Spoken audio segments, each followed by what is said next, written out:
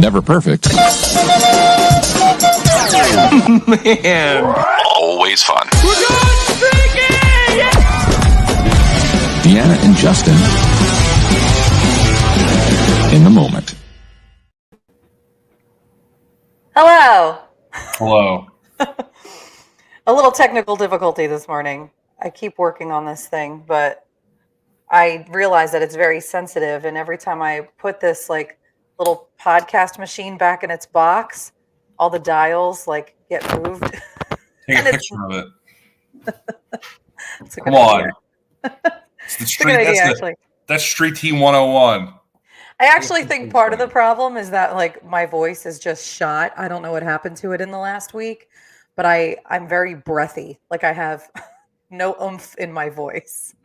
That's breathy. That's I can't. It's a terrible way to describe voices. So breathy. Oh God. One good thing about having my dog here is that he's getting me more exercise. And now I'm thinking I can probably register him as an emotional support animal because he's like good for my well-being at this point. Well, then he can fly too. Well, you can fly. Well, you can fly dogs either way. I wonder how he would fly.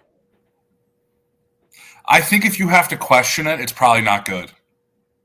Well, I think if you look at a dog, you're like, that dog can fly. Right? I just mean like I don't know if it would make him anxious, like with like the elevation and the ear popping and all that stuff. The dehydration, Yeah. having to hydrate. And I think if your dog has to poop on a flight, you lay out a pad in the galley and then they just poop. I'm pretty sure that's what you do. Really? I don't know. I mean, feel like that's what you have to do. but like most dogs can hold it for like up to 12 hours if they have to. I always thought of there's one thing I envy dogs for is that they can actually hold their movements. Yeah. I wish I had that kind of control. I was watching my friend's dog and they're like, yeah, just take him out at 8:30 and then I'll take him out to the next morning. I'm like, are you insane? And they were fine. Yeah. I got to let her out and she's got to bark at the deer for 4 hours before she decides to pee and then we go to bed. I thought that was going to be an issue, honestly, because Brad is so used to having a doggy door and just coming and going as he pleases. But now he's in this apartment, so we have to let him out. And I thought that he was what? Do you think you could train him to do the bell? Oh, maybe. That's what I'm thinking. If you start doing it now, it's gonna be a while before you get out of the apartment thing. You could train him to do that, but then he might abuse it though. That's the thing. It's true. He probably would because he's a jerk. But he's actually doing really well. He hasn't cried at all. He doesn't whine to go out. He just innately knows now I'm in a space where I can't let myself out. I rely on these people. So he's been really good. He probably thinks it's a vacation. That's what it is. I think he does. He's like, all right, when do I go back? And then you're like, well, we're not. Well, we're not going back. Sorry, buddy, but you had your last game of fetch in that backyard. Oh, so sad. But then he's got new. I mean, there's 50 damn dog parks in Nashville, so I think it'll be all right. That's true. And 3 of them are in my neighborhood. Do you have one on the roof? I feel like a lot of the apartment buildings have them on the roof. No, we have one. We have a little dog run down in the courtyard area by the second floor apartments. And then there's almost an acre patch of grass across the street from our building next to a bakery. Perfect placement. So we take them there a lot. And then there's one 5 minutes away on my way to work. So I got all these choices. I took Murph to Dogtopia, and so they have 3 different rooms. One's for small dogs, and then there's there's a high energy large dog room and a medium energy dog, and then there's an outside. So she usually goes in the medium energy room, but last week I took her super early because we have people working on the house, and they put her in the small dog room, and she liked it. And because I watched the cameras obsessively, and then they moved her to the big dog room, and she tried to escape the entire time. Yeah, I feel like that's what Rad would do. He's not really a dog's dog. He's more of a people's dog. Like if there's a person there giving him attention, he would much rather spend time with them than other animals. Are you touching the board right now? I was moving it. Why did I make a bunch of? Because it makes a noise. Don't tinker. I was getting it off my lap. Tinkering. I was getting it off my lap because I felt Adding like that to my life rules. No tinkering. Because like, don't tinker with your fantasy lineup. Don't tinker with life. Right? Wait, so I have a question for you. Is there anything that seems like a very simple task that you are just not good at? Everything. I have ADHD. It's literally just everything. A simple task. Literally, I don't know. I don't do much. My life has no meaning. I sit at home with the dog, and I don't know. I don't know what's a simple task. I don't know. I don't know, like something that you think everybody else can do this with no problem. How come I can't do it? See, I thought it was like keeping my room clean, but then I like go places and that's the refuge. Like the room is the refuge. So like it should be a little messy. See, for me, it's like gauging the amount of people in a room. Like when I see a crowd, if someone says, "Oh, how many people were there?" I'm like, I don't know, 1,000, and then there were like 200. Like I am not good at gauging amounts of people. Are you running for office? Is that why? Oh, you know what I'm really bad at? I'm really bad at this is guessing the age of children. Like Oh yeah, we talked about that before. So we're at like we watched football. I thought my buddy married somebody who had 2 kids already. I thought the kids were like 15 and 13. Yeah. Like the one, like they're like they act mature for their age, which is nuts. Like they're grown up already. But like she's just 13 and he's 8 or 9 or 11. See, I don't even remember. He just had a birthday party and I don't remember the age. Yeah. It's that. But like if they're I feel like 7 and below, I can be like, all right, that's like a 7-year-old. I don't know. And then there's just in between. But I guess because everybody grows up like differently, you know, like everybody. Is that why they call them tweens? Because it's Yes. in Well, between. but I think that's like 10 to 13 because everything after 13 has an "een" on the end, Yeah. right? Maybe is 10 to 13 tween. I just can't like. I thought everybody's kids were older than they were. Yeah. Yeah, I can see that. Yeah. Yeah, they went to a haunted hayride, and I was like, wow, that's like a bunch of. I don't even know what I said. He's like, he's 11, and I went, thought he was older. Yeah. Just can't. I can't gauge it. It just But you know. Isn't But it they're so into different funny? things than I am, so that's what it is. But isn't it so funny how it drastically changes when you see like a bunch of college kids that when you were their age, you thought they looked like grown adults, and now that you see them, you're like, you're a child. Yeah, like I went back to school for like a Hall of Fame for the athletics, and everybody was jacked on the wrestling team, and I went, Yeah. wow. I mean, I wasn't when I was there, but I guess everybody else was, and I just never realized it. And I went, I'm old now. Yeah. Like when I was in college, I thought college guys looked like men. And now when I see college kids out, like in bars, like 21-year-olds, I'm like, you don't look like you're even old enough to sip a beer. See, but like we both checked IDs at one point, so I feel like we'd be good at this, but I'm not good at it. No, I'm not good at it. They give you a machine to check IDs. That's the thing. Yeah, I'd literally check everyone's because I'm not good at this. Yeah, and they give you a little scanner thing, and then the one actually, I remember I got in trouble one time. I was at the bar. I was bouncing at the bar. I was like 19 or 20.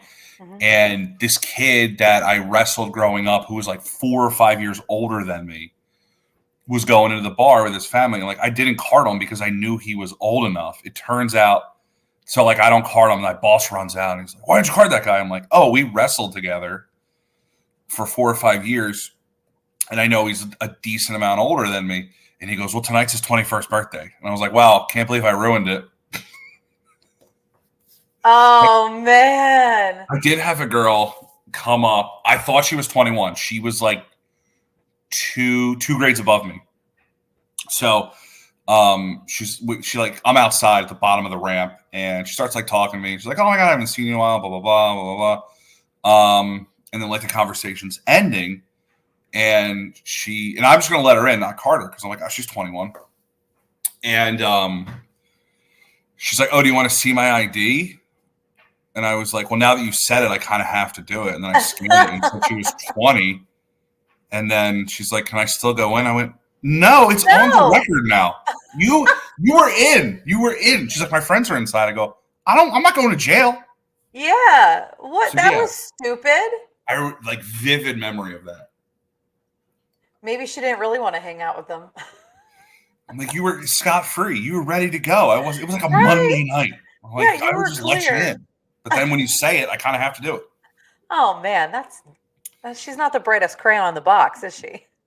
It's huge L. Huge just I'm trying to think of anything. Oh, and then this is the best like bar thing. When someone says they know the owner, right? It's Yeah. the best. So I had this woman who was belligerently drunk, like in her 50s probably. And we had a ramp out back where I used to stand. And she walked outside with the drink. And I was like, well, you can't do that. That is maybe the most illegal thing you can do at a bar. Now, this is pre-COVID, because now you just, whatever. Right. So it's like, you have to dump it. You can leave it here if you're going to your car and then just pick it back up. Like I had a little table there. And she's like, no. And I went, yeah. And she goes, well, I'm good friends with the owner. And I said, he'll lose this bar if you walk out with that drink. And then she threw it on me. So, wow. Yeah. So I kind of just banned her. I was like, I don't care if you're friends. I mean, we have cameras. I can back this all up. Yeah. I'm like, you don't know the owner. You don't know the owner. If you knew the owner, you would be like, I don't want him to lose his business. Yeah, if you were actually his friend. People who say that like met the owner once. It's so annoying. Well, like the owner's job is to talk to people and be like friendly with them. It doesn't mean you're a friend with him. I hate that. I hate like I think that's probably one of my biggest pet peeves is when people use status to try and like get away with bad behavior. Like no one cares that your cousin is a state trooper. No one cares that you know the owner. Like you broke the rules. You're in trouble. I'm still getting flack for the one time I did it. Like it was in June, at the country music festival. Because I had a wristband to get into the festival, but I needed a wristband to go to the booth to broadcast, like for my different.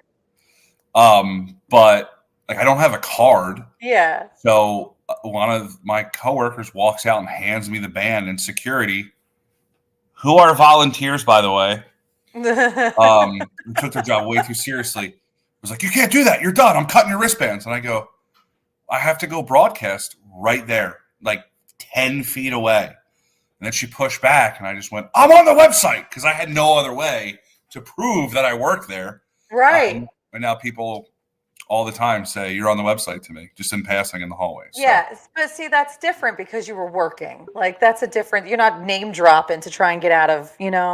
I had it locked and ready to go. Like I always knew I'd have to use it at some point because we don't have cards. I never got a card. Plus, like my face isn't on it. Obviously, like I could just lie. But yeah, I was like, I'm on the website, and then I pulled it up, and then you have to stay right there. I'm like, what if I have to pee? She goes, you can go pee. And then here's the thing. I get it, right? You're doing your job, which you volunteered for free tickets for, right? Right. Why would I lie? If I'm lying, they're not going to let me on the air. Yeah. Critical thinking. Some people lack it. Okay, here's something. Every year there's a Facebook group I hear, and someone always asks, when's trick-or-treating? And in my mind, it's an insane question because Halloween is always October 31st. All day. All day. What I've come to know is, I guess places reschedule it for Friday nights. Whatever. But in your question, it should be, are we trick-or-treating a different night than October 31st? Okay, that's whatever. So I get in this argument. I'm like, you should never ask the question. Right. So I put it in my group chat, and my buddy's like, oh, he's been living in this place for a couple of years. He goes, it's always the Friday before here. I'm like, okay, I get it. Like, it's a traditional thing. It's safer for people. I guess there's police everywhere, whatever. So he's like, what are you guys giving out? I'm like, we got sugary candy. And he goes, my neighbors gave out socks. And I go, okay. And my first thought is festive socks, which there's an abundance of festive socks Yeah. everywhere, right? Halloween themed socks. This person, maybe their kid has an allergy. They don't want to give out candy, whatever. Right. Okay. I'm fine with it, right? It's trick or treat. I guess that's kind of a trick. So I said, send me a picture of the socks, assuming they'd have bats or pumpkins. They were just black socks. That's dumb. Just, you know, At give least give kids me an option. festive socks. Give the Yeah. he got the socks. The kid, my buddy's child is 9 months old. The socks are not fitting. It's like give the option. We have socks or candy. Most likely they're going to take the candy, but you know sometimes I might take the socks. You know what was a big hit at my house last year? Pirate's booty. Oh, I usually do that too. That's like a Yeah. big thing. I It mixed is that very in good. with the candy. Kids loved it. I had to get over, like, when I was babysitting children, the Pirate's booty was becoming large, like bigger. And when kids eat, they're gross. So, like, it would be everywhere and mashed and wet. Yeah. And it took me a while to, like, actually finally eat the Pirate's booty because all I could think was just wet. It's going to make me throw up. Like, my I know. I feeling. hate the This- sogginess. Like wet things. But then I Yeah. started eating Pirate's booty, and it's the greatest invention of all time. So good. It's so good. And it's kosher. I learned that on Nobody Wants This. If it has a U with a circle around it, it's kosher. It's kosher. You know that? No, I didn't know that. But I found it through this guy named Rabbi Raps, and he's on TikTok or on Instagram, and he's hilarious. And he's like, "This is kosher." So now, like, I'm going to the grocery store. I go, "Oh, this is kosher," and then I go, learned "I don't it. need it. I'm not a kosher person. Like, I don't follow it." But now I know. I learned it from Hot Rabbi. Is that what the show's about? Hot Rabbi? That's what they call him because he's a rabbi and he's hot. Talking to your microphone. Talking There to you your go. microphone. Yeah. You're fading away. Why? So I I think watched. it's just my voice, to be honest. I'm watching Kevin Can F Himself. It's a very Oh, good yay. show. It's very good. It did get canceled, so if you decide to watch it, it's only 2 seasons. I'm halfway through season 2. The premise is great, though. It's about the second King of Queens show, which was Kevin Can Wait. I don't know. But basically, it goes between like sitcom style and then very dark style, and it kind of messes with your head. Like, it opens up and it's a single camera shot, and they're like in the King of Queens house, and then the characters go in the other room, and it's dark, and they're thinking about like death and stuff. It's pretty cool. So I'm hoping Netflix brings it back. Like, we just get another revival of it. As long as it's not Baby Deer or whatever the heck show you Baby Reindeer, which was great. Listen. All I'm going to say is the girl that won, I tweeted that she's going to win all the awards, and then she won them. And her sister followed me on Twitter because I was tweeting about her. Not her family. I said she's going to win all the awards, and then she won the awards. And it's weird to watch because she's a normal person, but she was so good in the show because she's like unknown to me. Maybe other people know her. I was like, that's the person. Like, she's not an actor, which is probably the goal. Yeah. But then when I see her do an acceptance speech, it messed with me a little bit, rewired my brain. Oh, I've got a bit of serial content for you. So, we were talking about my potential Halloween costume. Yes. So I've got all the materials for it. And so I'm taking poster board Okay. and I'm taping it all together, like at the edge. And then I'm going to wrap it into a cylinder that I'll wear around me.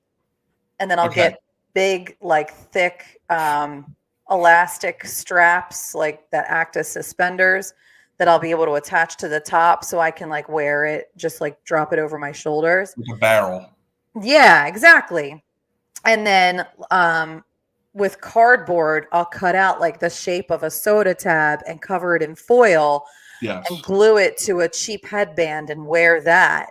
Phenomenal. and then I just, draw or print out like the Tighten Up logo so that I can paste it onto the front. And then I'm going to take your idea of carrying around like a 6-pack of 7 Up, but I printed out mini Tighten Up logos that I'll tape over top of it. You put multiple weeks into your costume. I put 10 minutes into the one I wore on Saturday. Like I was just. What did you wear on Saturday? I wasn't going to go to my buddy's costume party because I had to work, but then we had to switch shifts, so I had time. And then I just was Walter from The Big Lebowski, which requires boots, shorts. I had yellow sunglasses. Nice. And and no one really knew what I was because I wasn't really sure. But I wore a headband and didn't wear a hat, and my hair's pretty long now. And I guess the way the headband was placed, one of my friends who probably hasn't seen me in a year walked up and pulled my hair and went, "Oh, I thought it was a wig." And I went, personal face. Like full on, like if the back is long. Oh my gosh. And yanked it. And I went, real hair. It is pretty long. Yeah, but I was just like, what? I guess it was just the way the headband was. It looked fake. And I went, no, it's real. And if it was a wig, it'd be the best damn wig out there. Because it's my real hair. I'm like, what is this? I walked in, though. I just want to say this. If you're buying a Spirit Halloween costume, try it on. Yeah. My buddy was Bowser from Mario. It was a hilarious costume. But it was tight in the crotch. And it was the first thing I saw when I walked in. And I went, can you put a sock down there so we can not look at your separation the whole night? But it kind of made the costume funnier. So I commend him for showing us all of the treats the whole night. Oh my gosh. I did find a couple costumes online that I was going to take a chance with, and that was one of my biggest fears was it's not going to turn out to be what I want it to be, and then I'm going to be upset. I was never like a Spirit Halloween person because none of the costumes ever fit me. So I always had to be creative. I can't just go buy one off the rack. Yeah. Nor did I want to. They're so flammable. We had a bonfire. I'm like, someone's going up tonight. Most of these costumes are plastic. Just a full whoa, and then you're gone. We are making one of the easiest moves we've ever had to make in our lives tomorrow. Like, moving sucks, right? It's annoying. And your friends don't want free pizza and beer anymore. Like, your friends have bad backs. They don't want to help you move. After 25, you should hire a moving company. Yeah, correct. I agree. But we are moving into a 2-bedroom unit in this building, and it is 6 doors down the hall.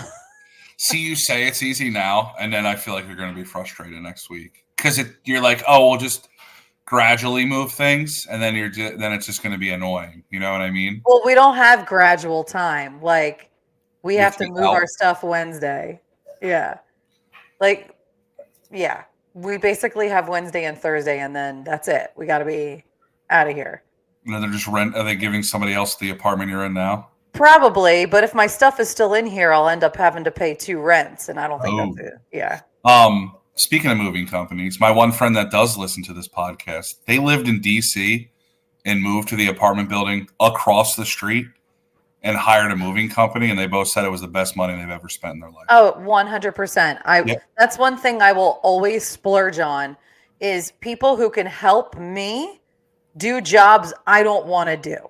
Like, I will always try to find a way to hire a landscaper because no one wants to spend their Saturdays pulling weeds when you could be sleeping or drinking. It's funny. People are like, well, you don't have a wife or things that you own. And I went, let me tell you how easy moving is. I get rid of it all and I just buy new stuff. It's the best. I own nothing. Like I have a car and I have this laptop, and that's basically what I own. Yeah. But like I moved to New York first. It was just like crap that people gave me for free. And then I bought some stuff in my other apartment. And then I sold all of that stuff to like college kids, which is the best. And then in California, I just also sold everything. And then if I move again, I'm just going to buy everything. Yeah. And like, I don't need much. I just need a bed and like a couch. We had a very similar experience.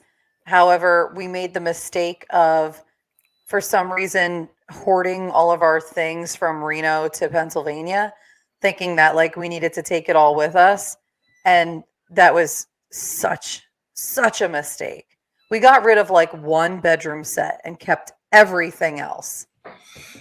I will say this though. I did have free movers at one point, and they were my parents, because when I moved to New York, I was living in Old City, and I packed a little bit, and the plan was for me to come home for a full. I didn't have much. Yeah. Was to come home for a full weekend, pack all the stuff up, and then drive the 5 hours in the U-Haul. And my parents were like, "Nah, we'll handle it." And I went, "I still have to pack things." And they're like, "Nah, we'll handle it." They wound up packing the entire apartment. They're driving it up, and they still hold it over my head. And I would like to point out to them, I'm pretty sure I have the messages saved that says "Do not come." So they wound up packing everything. Parents love to do that. They love to do something for you and then I don't know if hang they it love over. this. No, they love hanging it over your head. Yeah, that was. I think they were kind of in the back of their mind. They went, "Well, Yeah. we can just destroy him for this for his whole life." There are plenty of things that my parents have reminded me that they've done for me where I have retaliated with, I didn't ask to be here. See, that's the same retaliation that I have. I say it every single time. I said, "I You didn't have bore me, so it's on you." conscious decision to have me." As far as I know, I was not a mistake.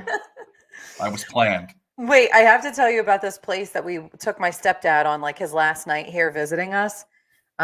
There's this really, really nice restaurant downtown, kind of like old school feel. It's called Sinatra Okay. because they kind of like,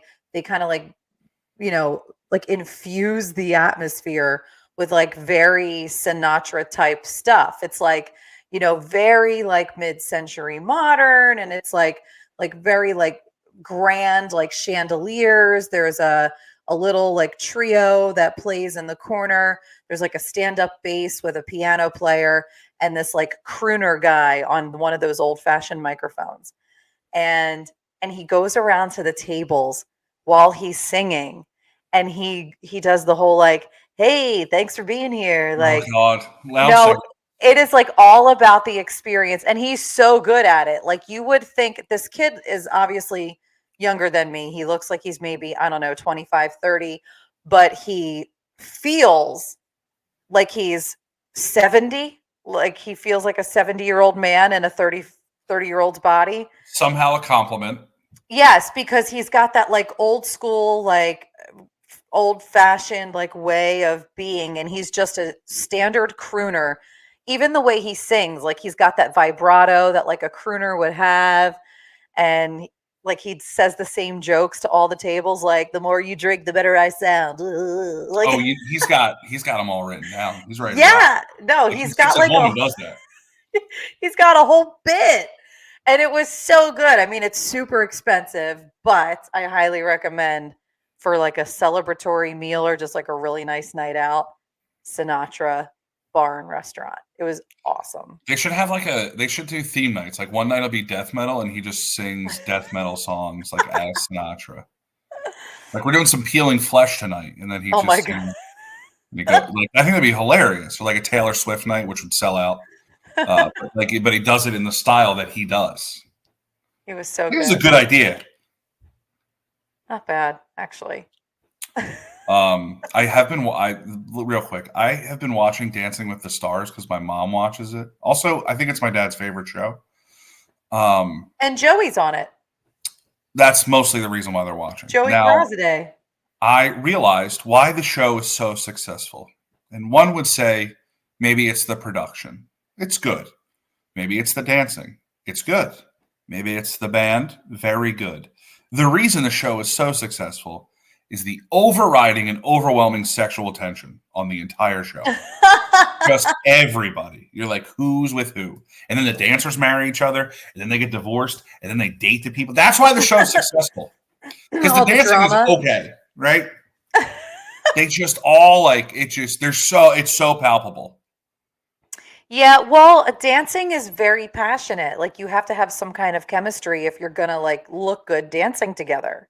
And the dude's like, "Oh, her husband's here." And I go, "There's no way I'd be able to do that." Now they're getting paid, so like if I was getting paid, I could do it. But there's just so much of it. Even like Alfonso, I'm like, this guy is like wholesome. Hosts America's Funniest Home Videos. I'm like, he's even given into it.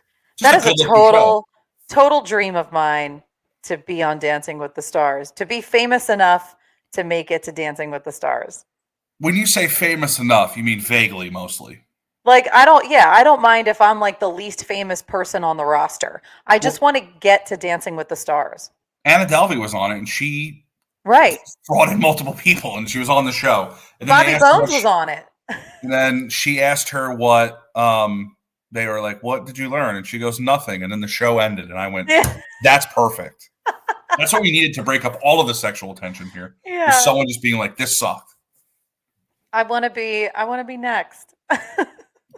I don't know if I want to be on it. Be a judge. That'd be funny. If not for anything, but like the amazing workout you get, like all that training. I know. I mean, it's a lot. Also, it's just a lot of like almost kissing the person you're dancing with. That's what it true. is. And like they're like hugging each other. They call each other babe. I'm like, all right. I know you're happily married, but yeah. But you're doing a lot more than the tango. Anyway, I'm going to keep watching it and just explore it and see how much more is happening. Also, they love putting the 7 feet people with the 4'11 dancers, which I know. That cracks me up. hilarious. Dwight Howard has like this 4'11 woman, and it's so funny. It's so funny. That's my Dancing with the Stars review. Sexual tension and tall people. That's the title. Sexual tension and tall people. All right. Well, that's a good place to end it. Always. Okay. Oh, and by the way, we just surpassed 50 episodes. So yay us. And thanks everyone for listening long enough for us to get here. Never thought we'd be here. Just to let everybody know. We literally never thought we'd be here. But yet here we are. Okay, bye, mayonnaise. Okay.